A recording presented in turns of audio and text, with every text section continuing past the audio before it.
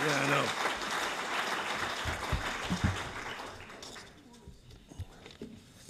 Thank you, Skip. Most of you know that this is, I'm sorry, you turned it off. Okay. Most of you know that this is the time of year when our program consists of debates or forums featuring candidates for political office. Over the past 17 years, we have hosted events featuring candidates for congressional office, for state legislative positions, both the House and Senate, for Port Commission, for school board, and for the position on 2 different occasions, as I recall, for the position of mayor of Bellingham. This has been our tradition. But this year, for reasons we can all speculate about, some candidates for public office have chosen to not appear at City Club and at other traditional public forums to present their views on public policy issues, to engage their opponents in discussion of these issues, and to answer questions from the public they seek to serve. Earlier this year, our program committee reviewed the various local political races, and after much discussion decided that we should focus on the contest for the one open seat for the county council. So early this summer, we asked all 3 candidates to save today's date on their campaign calendar. Immediately after the August 19th primary election, we contacted the 2 finalists, Jean Melios and Tony Larson, and while Ms. Melios immediately confirmed, Mr. Larson, despite our repeated attempts to confirm his appearance, did not contact us until September 1st to say that he could not attend as he had an important fundraiser that conflicted with our program time. Our committee met that same day and developed an alternative, the Linville Buys Contest for state legislature. That evening, Ms. Linville readily accepted our invitation. The next day, September 2nd, I talked to Mr. Buys personally and was pleased that he too accepted our invitation. A minor crisis was averted, at least from our little narrow parochial program committee point of view. And we had what promised to be an interesting and informative program. 2 days later, on Saturday, September 4th, and I assume after talking to his campaign advisors, Mr. Buys called to say that before he could fully commit to appearing at the club, he needed to know the format, who the moderator would be, and what the ground rules were. I reminded him that we had gone over the format on Thursday and that it hadn't changed, that the moderator would be either myself or Don Keenan or Bob Simmons, and that in the 17 years we've been doing programs of all kinds, no one had ever asked about ground rules. Mr. Buys asked me to put all this in writing to him before he could fully commit. When I sat down to email him on Sunday, September 5th, I found the following email from Mr. Buys. Dear Chuck and City Club members, thank you for your invitation to come and speak with your group. However, it was imprudent of me to accept without ample time to give this invitation some thought and request more and solid details on the format of the discussed forum. As it was indicated to me, there would be no ground rules other than the verbally stated order of events. Neither were the details known at the time as to the moderator. As this is the case, and after giving it some serious contemplation, I will have to cordially decline your invitation to the debate. I apologize for any inconvenience that may have caused, but believe this is the best. I look forward to serving you all as your representative in the years ahead and working with you to create a better community for all. Respectfully, Vincent Buys. So now we're September 5th, we have no program, and September 22nd is looming, and this has never happened to us before. So, years of experience has clearly taught me that I am never the brightest bulb in the room. But even I figured this one out. We were going to have a hard time putting together our traditional program that features actual candidates discussing the important issues affecting our community. So once again, we shifted gears and this time decided to broaden our reach and asked 2 very distinguished political practitioners to join us to discuss not only whether our local reality of candidates from one party not accepting invitations to public forums, whether that's a local phenomenon or is this happening elsewhere in the state, not only that issue, but to discuss a whole range of issues focused on the topic of what is really going on in Washington state politics. Chris Vance served 1 term in the Washington legislature, 7 years as a member of the King County Council, and then served 5 years as chairman of the Washington State Republican Party. He currently works as a public affairs consultant and is a frequent media commentator on Washington state politics, appearing regularly on the King 5 program Up Front and the KTCS program, KTS, KTCS Connects, whatever it is. And Enrique Cernia is a very nice man. And as a contributing writer with the online magazine crosscut.com, as is Bob Simmons, one of our frequent moderators here and member of the program committee and member of the board. Cathy Allen is president of the Connections Group in Seattle and is a very active political consultant both here and abroad. She has run or consulted with more than 500 winning programs, and that's what her website says, and I suspect there's at least 12 losing campaigns, ranging from mayors to governors to members of Congress, members of the state legislature, and numerous initiatives. Cathy serves on the board of the American Association of Political Consultants. She too is a regular guest on the Upfront and KTCS Connects program. And while our guests often appear together on TV, today is the first time they appear together on stage. Finally, you should know that when I talk to each of them about today's program, neither of them asked me about the format, the moderator, or the ground rules.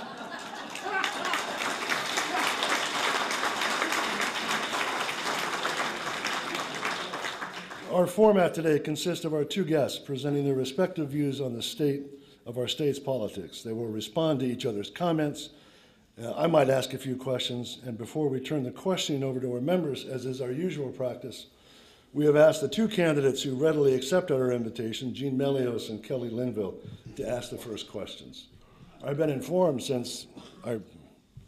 that also, while we were putting this together, that one of our program committee members contacted Al Jensen and attempted to contact his opponent, Jason, I think it's Jason Overstreet, and heard immediately back from Al Jensen that he would love to appear at a forum. And then late last week heard from the campaign manager of Mr. Overstreet asking the same kind of questions about format and debate. So Al, if you have an opportunity, we can have you ask a question as well. But we'll start with Kelly and Jean after. So now it's time, finally, to welcome to the City Club Cathy Allen and Chris Vance.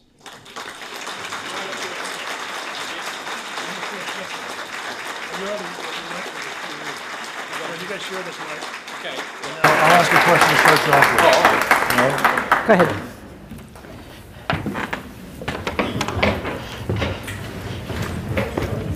Howdy, folks. Hi. It's great for us to be back among the forces of good once again.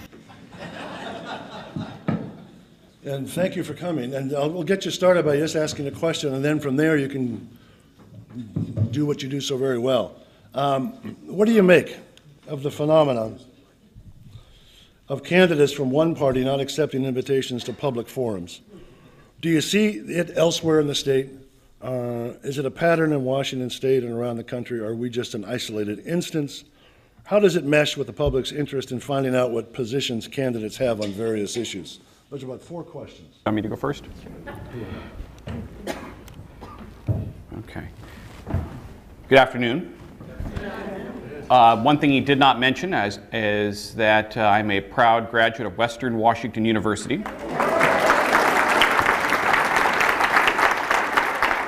So Bellingham's almost a second home to me. Let me first say I spent 11 years as a Republican elected official and 5 years as the chairman of the Washington State Republican Party. It was my job to basically always say Republicans are right, Democrats are wrong, we're the good guys, they're the bad guys. That gets pretty boring after a while. That's not what I do anymore. That's not what I'm here to do today. It's not what I try and do anymore when people want my analysis. Unfortunately, I think that the phenomenon you run into is all too common. There's 2 things that happen in a political campaign. And first of all, I can understand what the campaigns are trying to do. The reason you run a political campaign is to win. Your job is to do whatever is legal and ethical to win the campaign. So sometimes you will see candidates who perceive that they are way ahead, turn down every debate opportunity possible. I think we're seeing that, or a campaign that believes they are not very good at debating, turn down every opportunity possible. I think there's a lot of, I would think a lot of us wish there were going to be more than 2 debates in this United States Senate race. So I think that happens on both sides and both parties. But it is disconcerting to me, and I've talked about this, that there are all too many members of my party that believe that somehow the establishment is out to get them, and the establishment now is groups like this, or editorial boards, or the Municipal League, or anything else, and you see more and more Republicans taking sort of a bunker mentality, saying we're not going to come out and talk because the evil liberal establishment is out to get them. I remember one day when I was chairman getting a call from a reporter in a part of the state saying they had just come from an event, there was an annual event in this part of the state, a breakfast put on by the Chamber of Commerce to talk about the upcoming legislative session, and none of the Republican candidates or incumbent Republican legislators showed up because they believed it was part of the liberal establishment in that community and out to get them. And that's just crazy. I mean, that's just crazy. Too many conservatives think they are part of a small, abused minority and everybody's out to get them. And they just hunker down and listen to conservative talk radio and never leave their house and never talk to anybody else.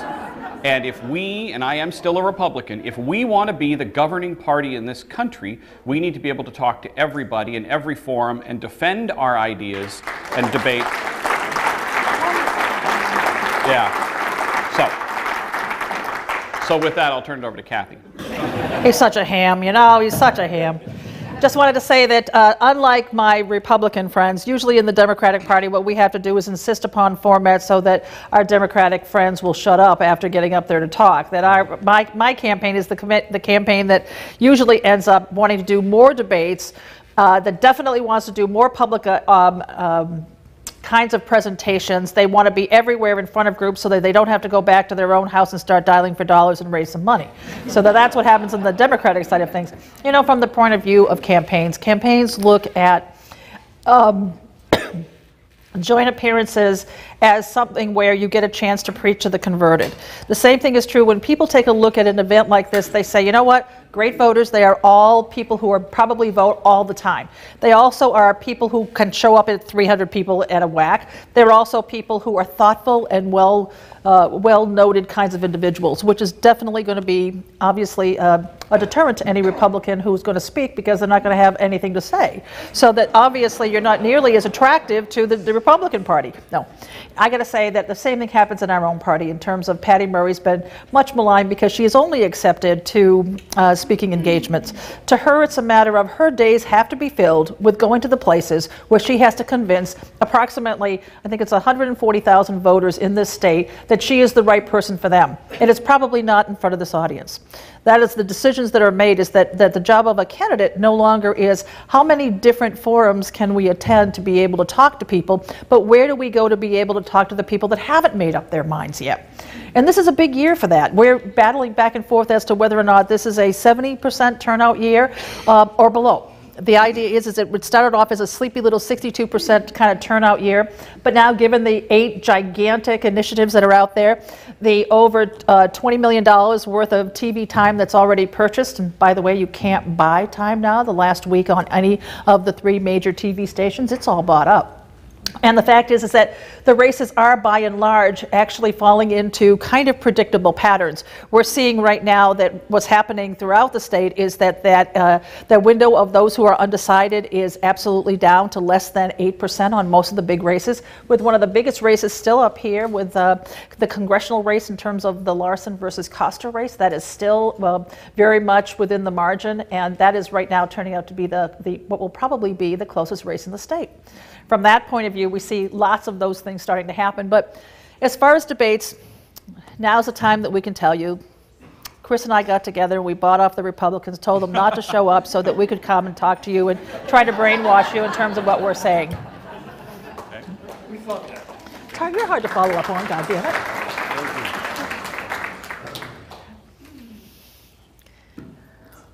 Thank you. There you go. Thank you.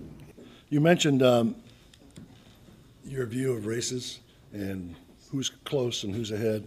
I assume that was on the basis of some kind of polling. So what's your view of polls? Do you trust them? Are they more accurate? And can you just comment on how that process plays out in this? season. I'll start with this one. How this happens for me is I tend to look at if it's a Democratic pollster. Usually what I do is make sure I know what are the, who are they polling? You know, you're only as good as the people that you are polling. Oftentimes there will be people who will tell me they just finished doing a poll of 400 people here in the Whatcom area, and they've asked a certain number of questions, and the problem is that they've asked every registered voter. And I'm like, what, are you nuts? I only want to know people who are the very best voters if it's going to be a primary. I'm going to want to know if it's an election where, my favorite part is when they tell me that they want to make sure that they have at least 8% people between the ages of 18 and 24. And I'm like, gee, if only that were the case and those people actually did vote. What's happened is that you are only as good as the people you target, and I find there is a definite difference between how Democrats kind of figure out who to poll and who Republicans poll. Republicans tend to poll based upon, well, I'll start with Democrats first. We poll based upon performance of how many times you've actually voted, and we don't really do as much in terms of issues. It is my belief, in having hired several Republican pollsters, is that the number one actually defining difference between them is that the Republicans always charge $10,000 to $20,000 more per poll than the Democrats do. But other than that, they also go to multiple layers of geodemographics in terms of who they are going to actually poll. We tend to be not quite so sophisticated. Yeah, exactly. Okay, several things about polling. First of all, you have to understand that a poll is a snapshot in time. The pollster takes the poll on a Wednesday, they correlate the results, they do the paperwork, blah, blah, blah. They release it on Thursday and Friday. What that's telling you is where the voters were on Wednesday, not where they're going to be on Election Day. Too many people make the mistake of they see a poll come out and they think that's a prediction of what's going to happen. It's not. It's a snapshot in time, number one. Number two, every year there's some group that comes along and does polling, and it's just goofy. It's just not credible. We've seen some of that this year. You've got to look at organizations and companies that have a credible history of doing this.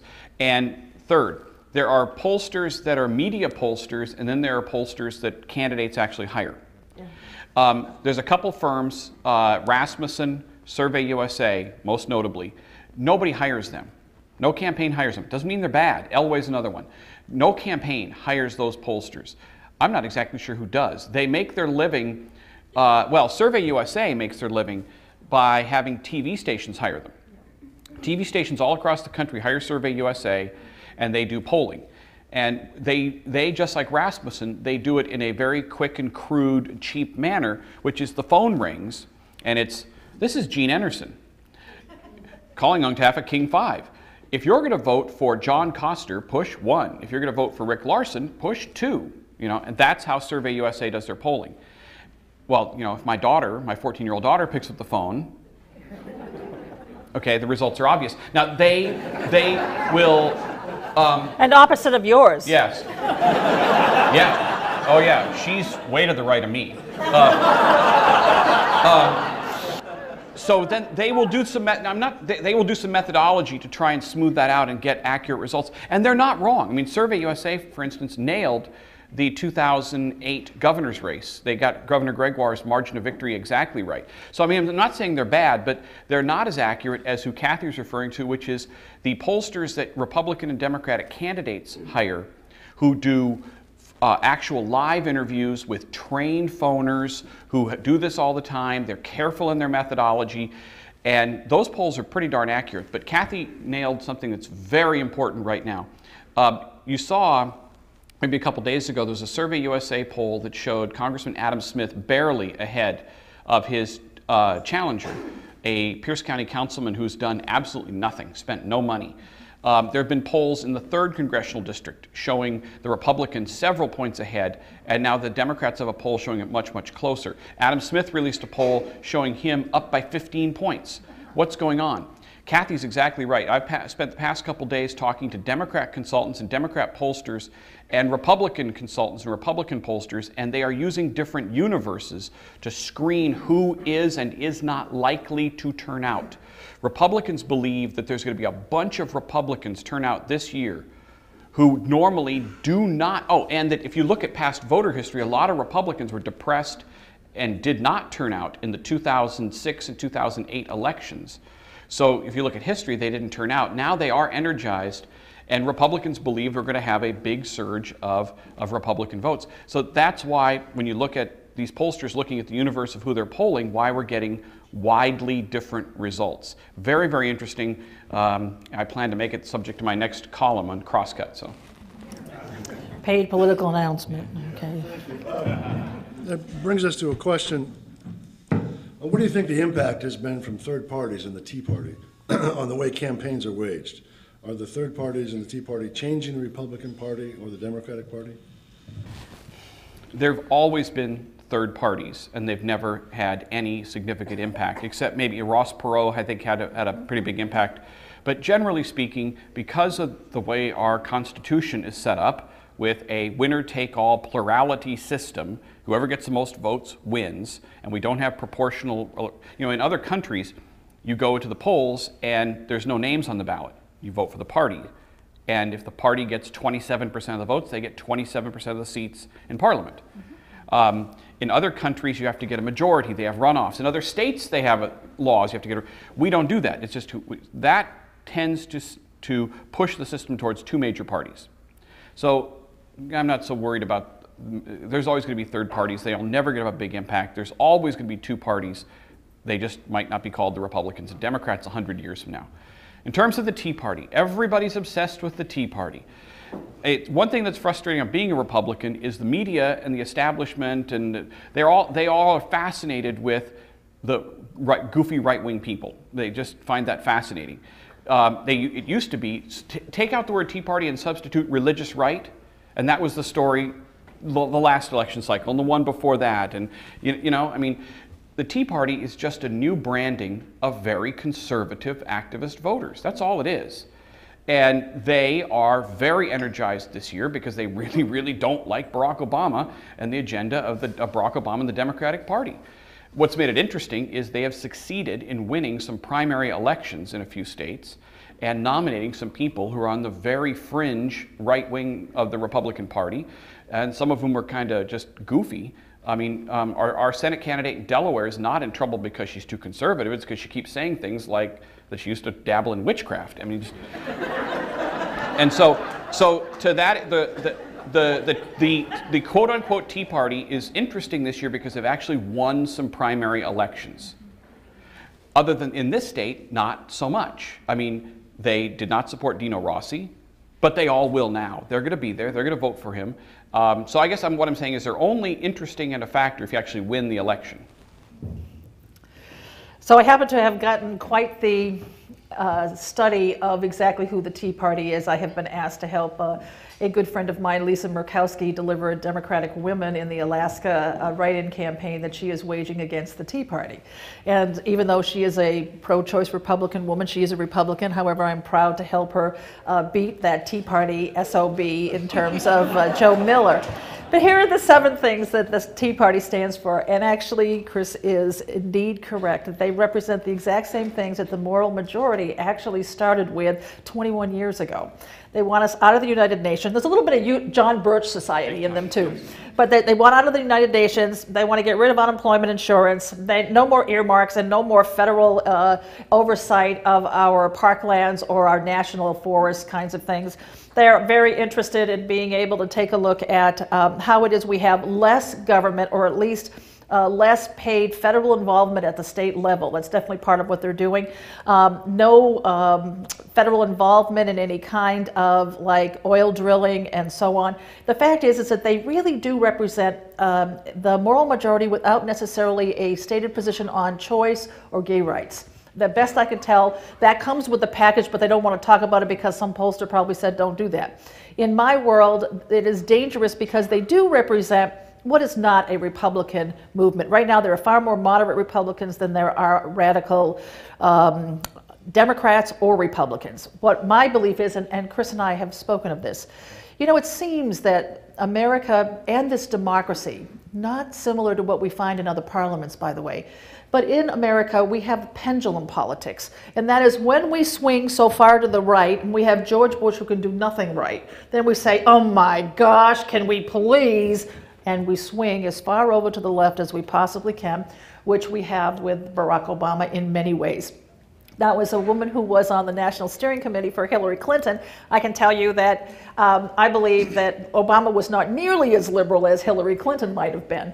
But I also believe that that is what we're seeing right now, is it's pendulum politics. And when this pendulum moves too far to the left, then the country starts mid-correcting and moving to the right. And we're in the beginning of that swing, which means that the Tea Party guys get the headlines, they have the Sarah Palin, they're beginning to take a look at exactly how they start crafting this kind of new swing backwards, when actually most of us just really want stability and a little bit of the moderate action in the middle. That's mostly where we are. So from a local perspective, I'm not sure the Tea Party plays well. I do know that we have a Tea Party candidate in my good friend Chris Litton's race down in Skagit and South Whatcom. We do have 7, I believe, Tea Party candidates identified as members of the Tea Party. At the same time, they're also supported by the Tea Party as part of their legislative races. I expect that will be more.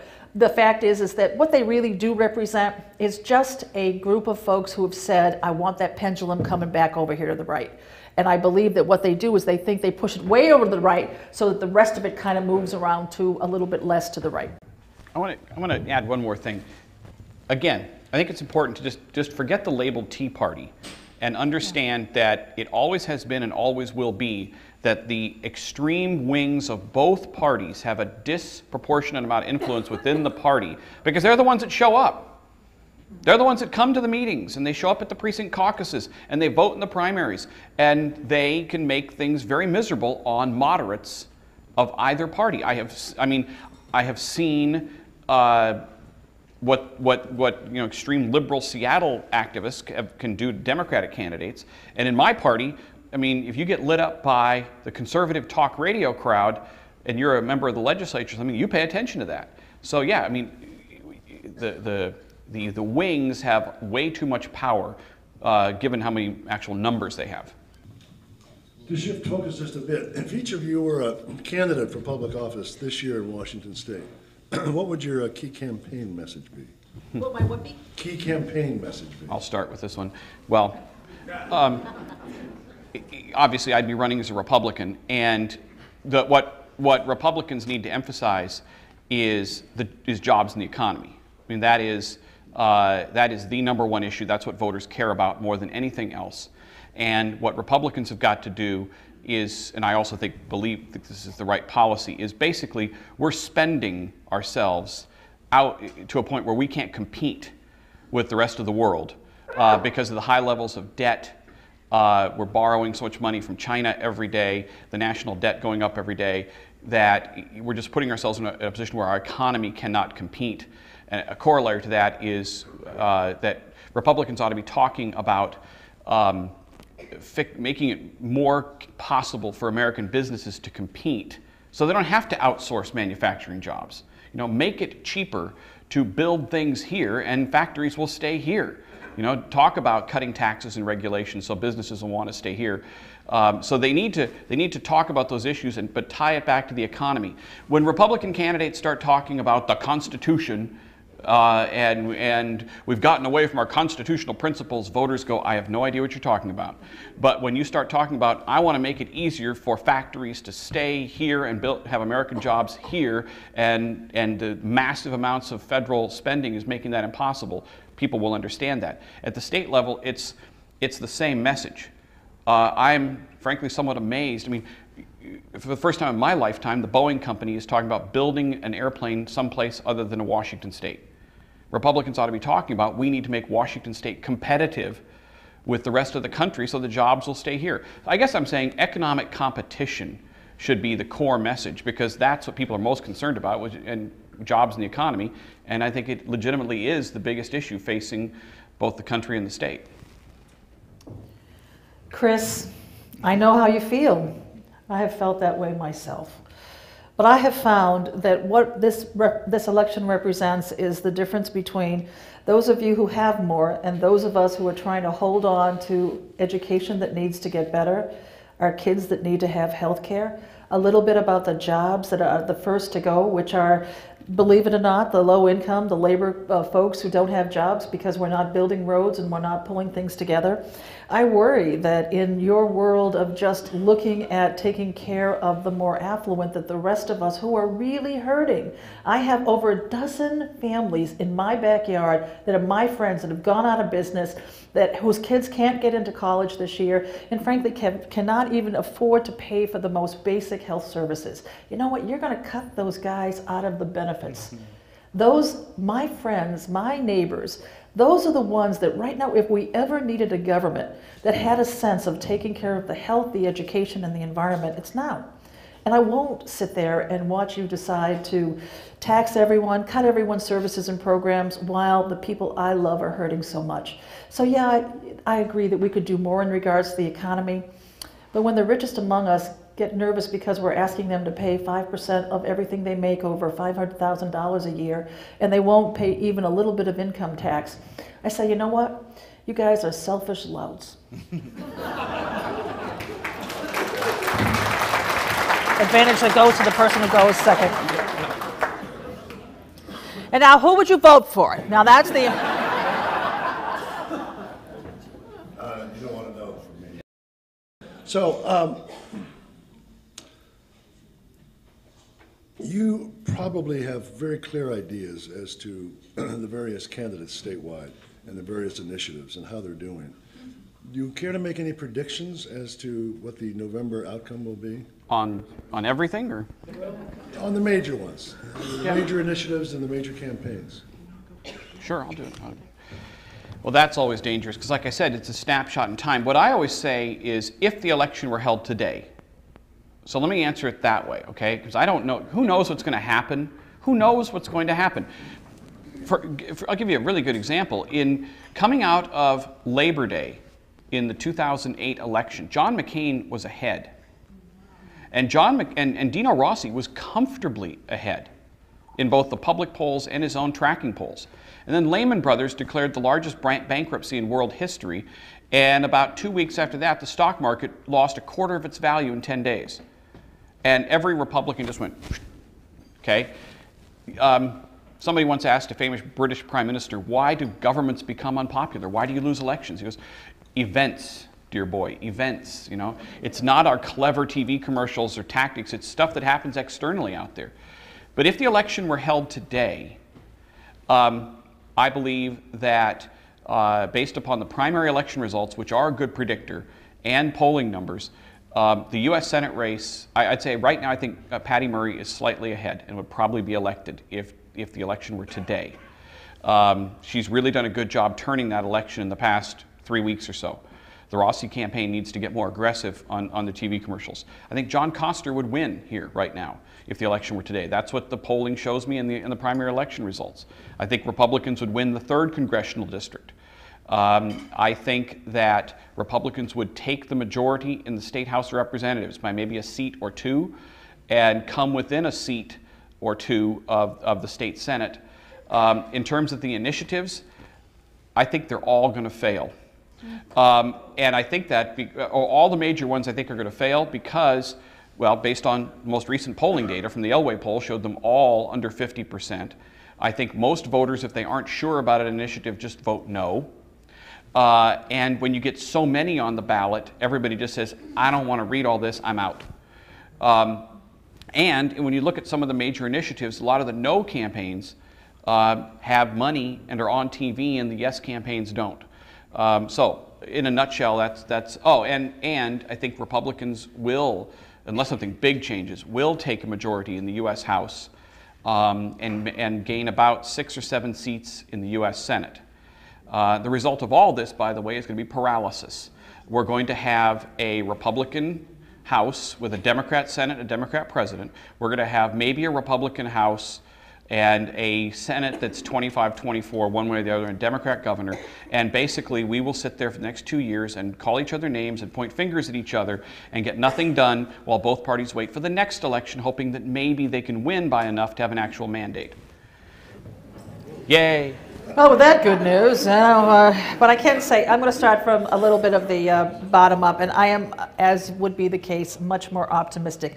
We're not going to lose the House or the Senate in Congress. We're not going to lose the House or the Senate here. And the reason is because that right-wing fringe is just good enough for us to be able to mount enough fear in people so that we actually can get a normal group of people out to vote. I really believe that the threat of some of these things that the Tea Party is saying, and others, by the way, are saying, is enough for us to hold our ground in many ways. I got to say, currently there's 31 Democrats in our state Senate, 18 Republicans. You need 7 seats to change. I say we change 4. And that's likely to be the bottom line there. When it comes to the state house, there's 62 Democrats in the state house right now, 36 Republicans, 13 needed to change. Frankly, I think that if 6 change, that will be the high mark. I think that Kelly is returned to office. I think that my good friend Chris wins here. And I also think that we see enough good Democrats holding on. What's for grab is my own backyard, his own backyard. In terms of King County, those 4 seats down there that are really the East King County, South King County, those are the heart of the storm. Those are the hardest storm. What I really feel badly about is that this year, for the first time in the last 22 years of Washington's history, we will see a decline in the number of women represented down in the legislature, and that pains me no end. I can say that when it comes to other things, I think Patty Murray's doing just fine. I do agree that Koster is the closest race. When it comes to the initiatives, I disagree with him. There's something called the California syndrome, and that is you have so many initiatives on the ballot, either you don't vote for any or you vote no on them all. That's the California initiative sort of like mentality, or malaise they call it, California initiative malaise. I don't believe the case here. And I happen to put on the table that I am working for the state getting out of the liquor business. And even though I'm a great liberal, I got to tell you that the state, the only consumer product that we sell is booze. I think that we could probably do better than that. And I got to tell you that I really believe that it's because I run into people like you and that lovely lady who started clapping when I said this, that I see closet people everywhere who say, yeah, it may not philosophically be what I think, but sure would be more convenient for me. So that from that perspective, I think that wins. I also think 1098, the income tax one, wins in terms of that. I also see that there's an obscure one that has to do with the ability for Washington schools to rev up their energy efficiency. I think that one might win. So I'm going to say of the big 8, I'm going to say 3 win, and the rest is sort of up for grabs. The soda tax one, I got no idea what's going to happen on that. The money is greater than the entire budget of the, Bellingham, council. So whatever that is, that's where we are. Oh. Thank you. I can borrow this one. We've made careful notes, and plus we're filming this. Okay. So we'll get back to you after the election. I was afraid of that. Now is our time to turn it over to our audience for questions, but as we said earlier, Kelly Linville will start, and then Jean Melios will ask the next question. Before my question, welcome to City Club. Thanks. I think next time before I go to the Tea Party forum, I might get the rules in writing, though it seemed to work out the way it went. Good for you. As a candidate, a longtime candidate, who has always attended everything, whether I'm ahead, whether I'm behind, no matter what would you suggest for a person like me who comes with, I think I'm part of the solution, but I've been there a long time. Gee, maybe I'm part of the problem. I mean, that's kind of what I'm facing now. And I have an opponent who does not want to come out to a group like this that is made up of Democrats, Republicans, Independents, and people that don't care. They just like to be informed. And so what would you suggest for a candidate like me in the last 30 days of the campaign who would like to be able to debate my opponent, but who doesn't see that my opponent is going to be attending anything where there would be a broad range of people so that they could see us both in action together, and so that both of us would have to be able to justify our positions or explain our positions in more than a soundbite? I'll start first by simply saying it doesn't matter that you show up in public, because people are not necessarily looking at deciding who's the best in public. What they really want is the opportunity to see you. Right now, if I've ever seen this before, this is the year, and I, who obviously try to recommend against candidates going door to door for all their lives, this is the year when people want to see their client. And actually, Chris's dad goes door to door with her all the time, and people started thanking him for coming to their door. And I'm like, well, this is an aberrant kind of opportunity. But right now, what people want is that one-on-one touch with their candidates, and it's not so much the public forums that matter, it's the how are you touching my life? And I don't necessarily want to see you two together because I fear you're going to fight. And you're going to actually be too complicated for me. I want to know what you're going to do for me, and I don't want necessarily you falling into the pit of just point counterpoint. People are tired of that point counterpoint kind of life. Well, my counterpoint would be, well, obviously, Madam Chairman, you're doing the right thing by being here, and I think you're benefiting from it. And I think this group should be praised by pointing out people not showing up. If groups that put on events like this and candidates refuse to come need to publicize that fact. Let the public know that. I am waiting for the day when a TV station has enough guts to invite two candidates to the United States Senate or governor to come to a debate, and if one of them doesn't come, give the other candidate the time to sit there and beat the crap out of the one who didn't show up.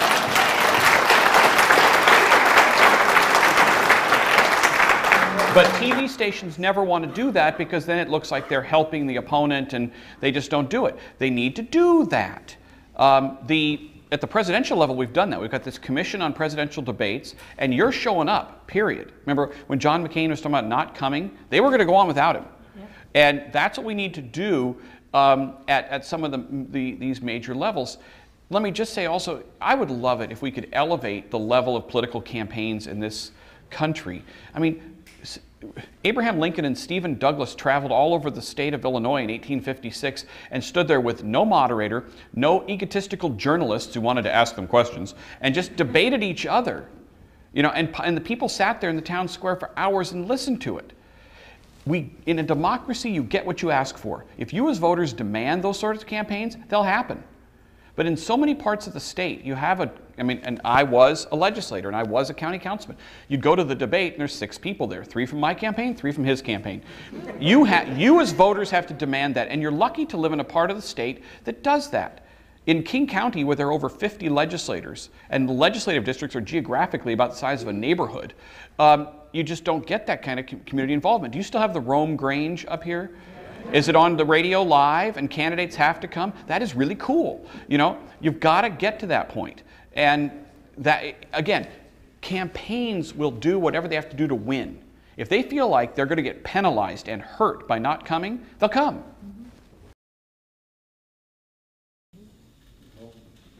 Okay. The next question from Jean. Hi, I'm Jean Velius. I'm running for Whatcom County Council. And I'm going to talk for just a few seconds because since May, this has been on my calendar as my quorum. And so I'm going to say a few words, and then my voice will go up at the end to make it a question.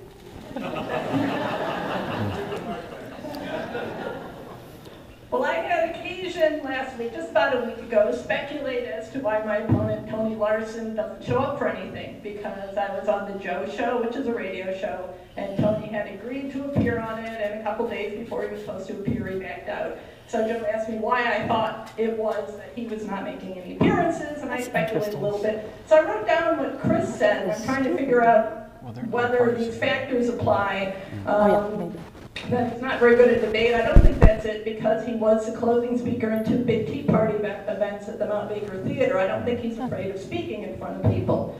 Out to get us, well, he did also turn down a Tea Party forum. I don't think that's it. I have another theory, and this is where the question will come in at the end of my voice. And I'm wondering if it isn't, if your entire campaign is based on the theory that government is always ineffectual and that you're a very sad loser person if you ask government for anything, which my opponent has blogged in the past before he was running for office. I think at least at the local level you're building your campaign on a house of sand because I think it's too easy for the stories to come up. One simple story, I was at the Puget neighborhood meeting yesterday. Mayor Dan Pike was there. After the mayor had spoken, a gentleman raised his hand and said, I need the city's help. I'm a business owner. I'm on street at the corner of Kentucky. That street has turned into a racetrack. People are using it to zip across town. We had a car turn over the other day. We had to go out and keep the fluids from flowing into the storm drain. Can the city help us? I think at the local level, it doesn't make sense to say that government is always ineffective, that government will never do anything for you. And so there is my question. Does that make any sense? I can't understand what the question was. No.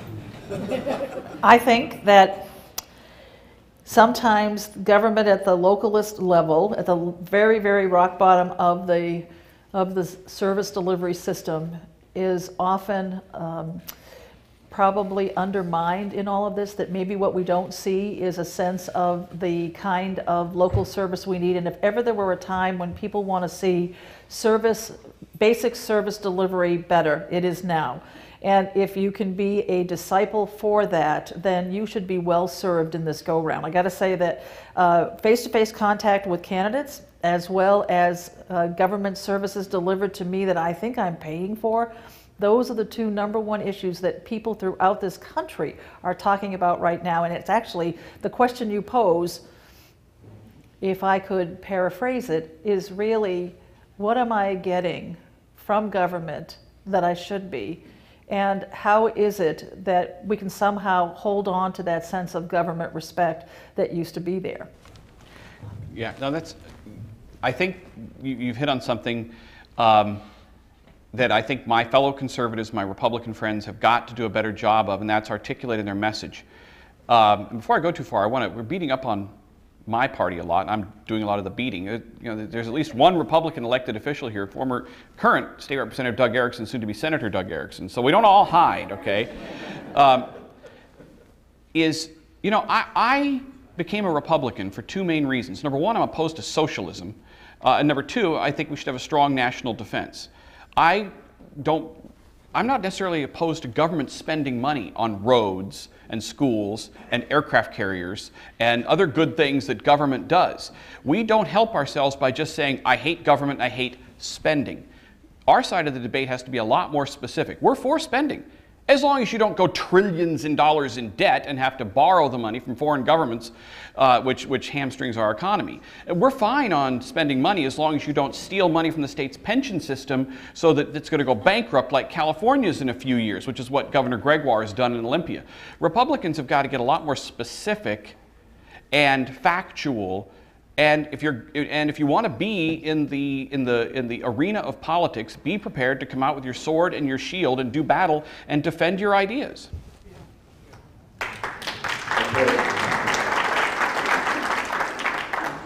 One more question. And just a reminder to our members that we gave a little leniency to the first two question askers, so please make it a question and not a statement. Could you comment on the effect of the Supreme Court ruling regarding unlimited corporate donations and its effect on Washington politics? So far, it's had no effect that I can discern. What the Supreme Court ruled is that, as they've consistently ruled, which is that money equals speech, that people have a right in a democracy to contribute money to affect public policy. You have a right to petition the government. It's in the Constitution, and that includes contributing money to candidates. And that includes, if you want to, not just contributing money to candidates, but putting your own commercials on the air, if you want to. And that right extends not just to the teachers union or SEIU, but also to businesses. So it allows corporations to spend money on issue ads saying vote for so-and-so, vote against so-and-so. Very interesting ruling, very big ruling, but at least so far, I haven't seen any gigantic advertising campaigns mounted by any corporations. So at least so far, I don't think it's affecting any of the campaigns. Big corporations coming in and trying to buy your vote, the huge millions of dollars spent by corporations to actually persuade you It's not the Supreme Court decision that's making that influence. It's the initiatives and the same people who are coming in with more millions of dollars in the form of a very legal process called our freedom of speech for the right to do initiatives is frankly absolutely eclipsing anything that could be happening out there in relation to corporations deciding to form their 527s or their independent expenditures. So, you know, yeah, we are having corporations come in and try to meddle with our brains, but it's perfectly legal, and the Supreme Court decision notwithstanding, the fact is every time we try to mess with campaigns, I fear, by regulating morality in the campaign process, what we do is that wonderful Chris and I end up getting richer, and frankly, we cannot and we will never be able to regulate morality in campaigns. We can change the rules, but there still are too many ways that the money can come in to influence. And the Supreme Court decision's not doing it this year. It's just the plain old initiative process that is. Okay, and our final question. It's not exactly a question, but you both spoke about the impact of polling. And I have not missed voting in an election in 26 years. And I'm always disappointed at how infrequently I get polled, until I talk to other people who get polled even less. But one of the things that I often wonder about is, often when I receive polling calls, I might not be completely honest. And I'm wondering how consistent that is. Like push polling, I have a ball with push polling. And so I'm just curious about the accuracy, and it's something for all of us to think about, where we don't always tell the truth because we're messing with somebody, and then we're astounded when they aren't very accurate. For what it's worth, I think that most people do answer them pretty accurately. I don't think that the clever people who try to mislead are probably more than 1 or 2%. The problem that we see is that sometimes the nature of the question, if people don't want to be perceived as racist or sexist, they sometimes answer the question based upon what they think the asker would want. But most times what we really worry about in terms of polling is that a great number of people who don't have telephones are actually left out of what is that opinion. So I use polling a lot to be able to give me grounding in terms of what's happening. Is it an exact science? No, never will be. Okay. 3 things on polling. Number 1, people use the phrase push poll incorrectly. A push poll is, very often in a poll, you will call somebody and you'll ask them, are you going to vote for X or Y? Okay. Then you'll ask them, if you knew this about X, would it change your opinion? If you knew this about X, and what a campaign is doing there is testing messages to see what works, okay? They're not trying to influence opinion because they're only calling 300, 500, 600, 900 voters, okay? A push poll is something that is not a poll. It's when you pretend you're doing a poll and you call tens of thousands of voters, and you do that and you have a very ugly message. Well, would you be more or less likely to vote for X if you knew that he was an adulterer and it had been, that? And we've had campaigns do that. It feels like a poll. You're supposed to think you're being polled. It's not. That's a push poll. I think it's illegal and it's extremely unethical, and it's very rare. Almost never happens. Second, polls are very, very accurate. People find that hard to believe. Anecdotally, that blah blah blah. Polls are by reputable pollsters. Are very accurate. There are all sorts of websites you can go to look at the history and see how the final poll, that's going to be my third point, how the final poll done by Gallup or Rasmussen or Survey USA or anybody else was pretty darn close in almost every case. Okay, polling is very accurate. I hate it, and everybody does it. I find myself doing it. You get bad polling information and you just refuse to believe it. Well, that guy's wrong. No, partisans do that all the time. Polls are accurate. But here's the final thing. You've got to look at the final poll. The final poll. Okay? Just because a pollster says so-and-so is going to win in September and then they don't, that doesn't mean the poll was wrong. You've got to look at the last poll, and it has to be done like the last weekend. And if you look at a good poll from a good pollster done the last weekend before the campaign, it almost is always right on target. So therefore, I believe that polls are an accurate snapshot of where an election is. Thank you, and before I thank you formally and give you this wonderful gift, I want to acknowledge that there are some folks in the audience, a couple of whom we've already seen, who are actually candidates for office. And so when I call your name, please stand. And if I miss anyone, I'm very embarrassed and you should let me know. Kelly Linville, and Jean Melios, and Chris Litton, and Al Jensen. I think over here, Pat Jerns, Doug Erickson, and that's all that I saw, but I don't know everyone, obviously. Anyone else? Thank you for running for office. And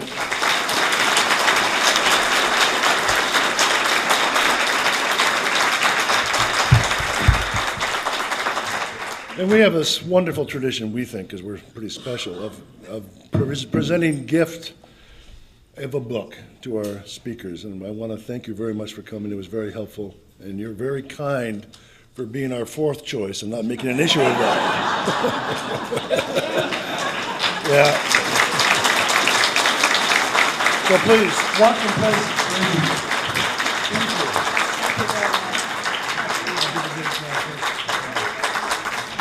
Thank you.